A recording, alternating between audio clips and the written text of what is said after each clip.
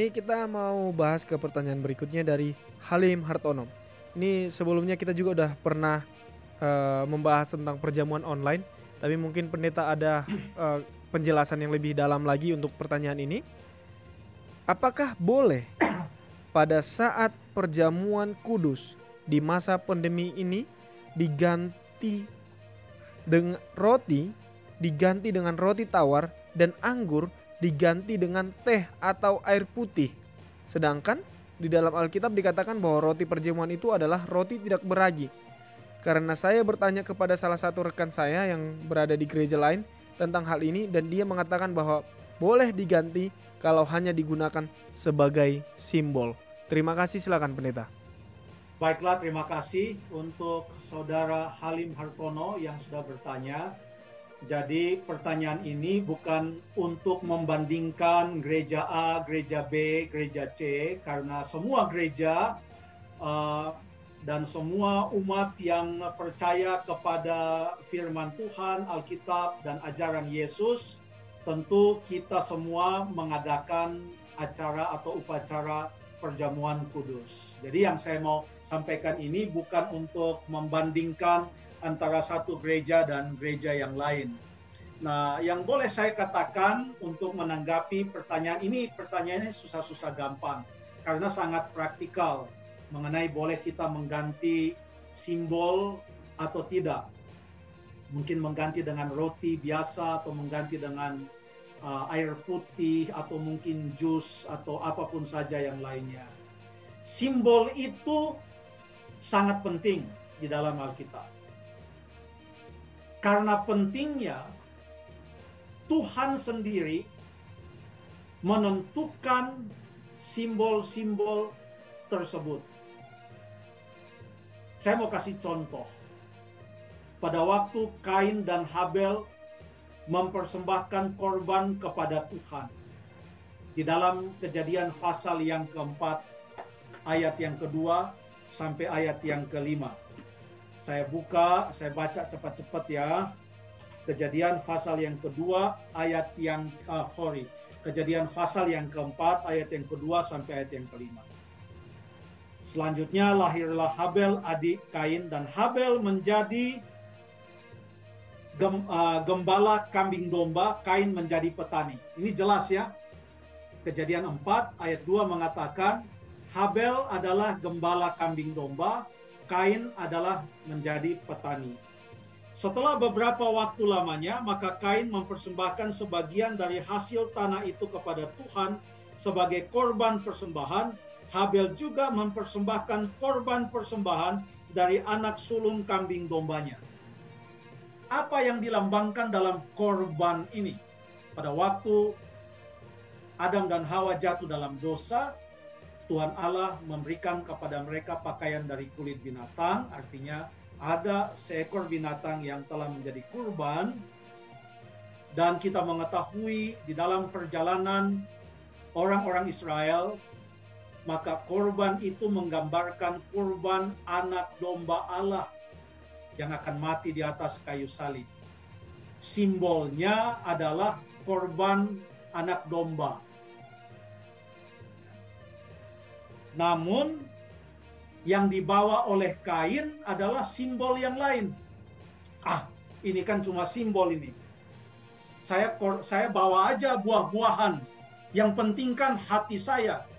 Tetapi yang terjadi pada saat itu menurut ayat yang kelima, Kain dan korban persembahannya tidak diindahkan oleh Tuhan.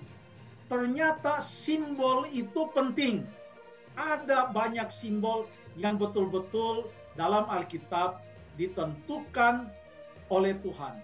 Walaupun buah-buahan itu baik, fresh, tapi itu bukan simbol yang Allah minta untuk menggambarkan korban Yesus Kristus di atas kayu salib.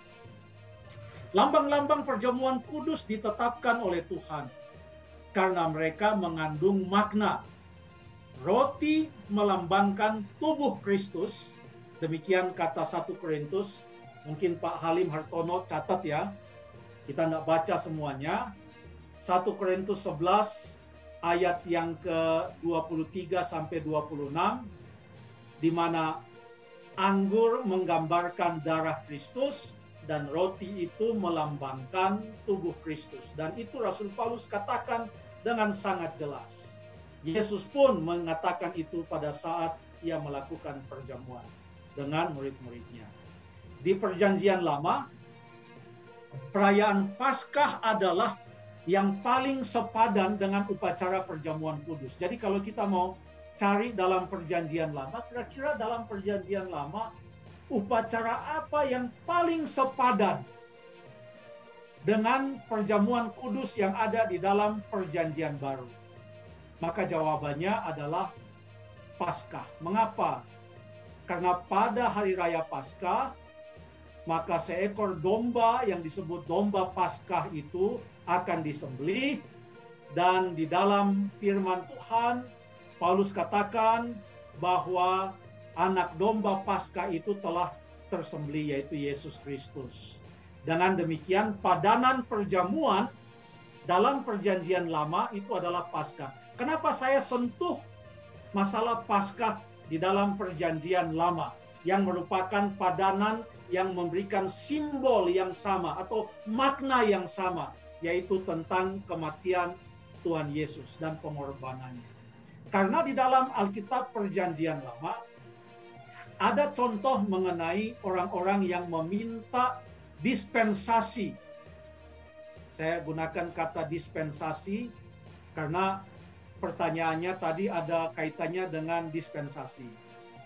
Ada orang yang meminta dispensasi dalam perayaan Paskah. Saya mau kita baca sekarang ini ayatnya. Di dalam Bilangan pasal yang ke-9. Bilangan pasal yang ke-9 ayat yang ke-5 sampai ayat yang ke-12. Panjang ya, tapi kita bacalah. Ini contoh kasus dalam Alkitab. Dan saya ambil contoh kasus ini adalah contoh kasus yang mirip dengan perjamuan kudus, karena ini adalah tentang Paskah, di mana Paskah dan perjamuan kudus menggambarkan hal yang sama. Paskah menggambarkan apa yang akan terjadi, sementara perjamuan kudus menggambarkan apa yang sudah terjadi. Tetapi apa yang akan terjadi dari sudut pandang Paskah dengan apa yang sudah terjadi dari sudut pandang perjamuan kudus adalah sebuah peristiwa yang sama, yaitu kematian dan pengorbanan anak domba Allah Yesus Kristus. Bilangan pasal yang ke-9, saya akan baca mulai ayat yang ke-5 sampai ayat yang ke-12. Maka mereka merayakan Paskah pada bulan pertama, pada hari ke-14 bulan itu, pada waktu senja, di padang gurun Sinai, tepat seperti yang diperintahkan Tuhan kepada Musa, demikianlah dilakukan orang Israel. Kapan itu? Bulan yang pertama, tanggal berapa? 14. Jadi saya minta bantuan Steve sama Jeff untuk ingatkan saya tentang hal ini. Oke, siapa tahu, karena ini panjang, ya, supaya jangan kita lupa. Jadi dikatakan perayaan Paskah itu bulan yang pertama, hari ke-14. Ayat yang ke-6, tetapi, ini dia mulai ceritanya, tetapi ada beberapa orang yang najis oleh karena mayat, artinya mereka menyentuh mayat, sehingga tidak dapat merayakan Paskah pada hari itu, yaitu hari ke-14 pada bulan yang pertama. Mereka tidak bisa merayakan Paskah.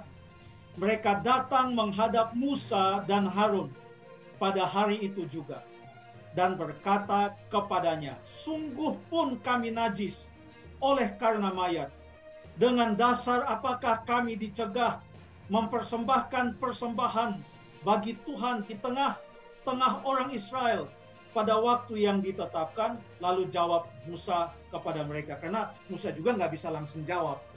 Jadi Musa jawab dalam ayat yang ke-8, tunggu ya, aku hendak mendengar apa yang akan diperintahkan Tuhan mengenai kamu. Karena ini special case, tunggu ya, Musa katakan. Ayat yang ke-9, Lalu berfirmanlah Tuhan kepada Musa, katakanlah kepada orang Israel, apabila salah seorang di antara kamu atau keturunanmu najis oleh karena mayat, dan dalam Imamat pasal yang ke-11 bahagian akhir, itu ada ketentuan kalau orang menyentuh bangkai atau mayat, maka dia akan najis untuk beberapa saat lamanya dan akan tahir lagi.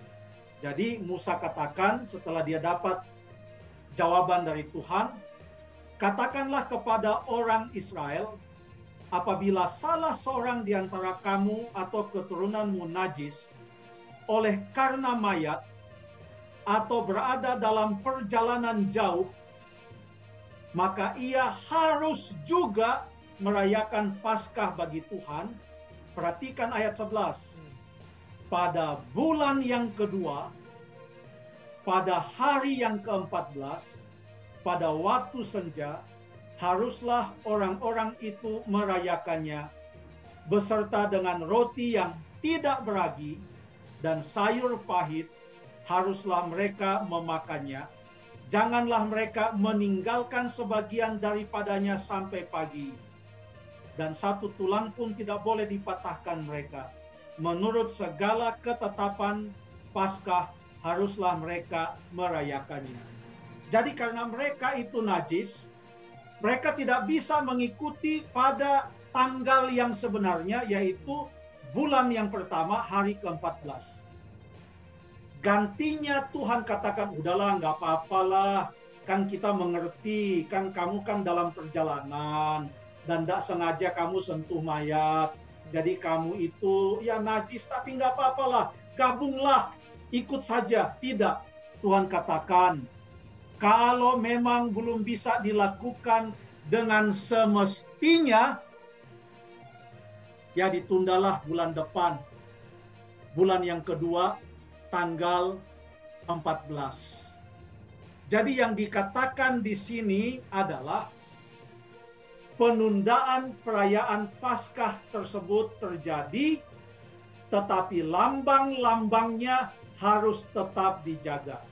Jawaban saya terhadap Pak Halim Hartono, kalau memang belum bisa kita buat sekarang, tundalah sebentar lagi dengan doa, semua ini corona, COVID ini berlalu, supaya kita bisa mengadakan perjamuan dengan sebenarnya, dengan menggunakan lambang-lambang yang memang sudah ditetapkan oleh Tuhan Yesus. Terima kasih.